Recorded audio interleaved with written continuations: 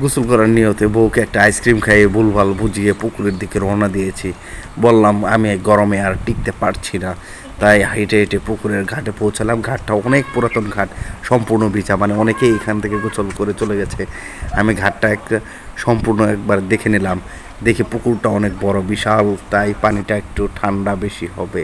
সকল কিছু খুলে পকেট থেকে সকল কিছু বের করে রেখে দেখি পকেটে 10 টাকা আছে। এই 10 টাকাটা প্যাকেটের ভিতরে রেখে দিচ্ছি। সকল কিছু খোলা শেষ। এখন গেঞ্জিটা খুলে আমি পুকুরে ঝাঁপ দেওয়ার উদ্দেশ্যে রওনা হব। বউকে বললাম ভিডিওটা করতে থাকো, আমি পুকুরে আস্তে আস্তে লাফ দিব, তুমি সম্পূর্ণ ভিডিওটা করে নেবে। বউকেও যেরকম বললাম সেরকমভাবে কাজ করছে। আমি পুকুরের দিকে আস্তে আস্তে সিঁড়ি বেয়ে বেয়ে, পিচ্ছিল সিঁড়ি, একটা জোরে লাফ দিয়ে নিলাম। শরীরটা একদম শীতল এসির মতো হয়ে গেল। আমি পানির নিচে হারিয়ে গেলাম। একটু সাঁতার কেটে এসে দেখি কে যেন আমাকে ডাকতেছে। তাই ভাবলাম সম্পূর্ণ প্রস্তুতি নিতে গেলে একটু সাঁতার কাটতে হবে।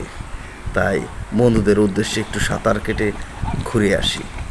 বন্ধুরা, পুকুরটা কিন্তু অনেক গর্ত, তাই সাঁতার ব্যতীত যাওয়ার কোনো অপশন ছিল না। বন্ধুদের সাথে দেখা করে আবার কিছুক্ষণের মধ্যেই চলে এসেছি।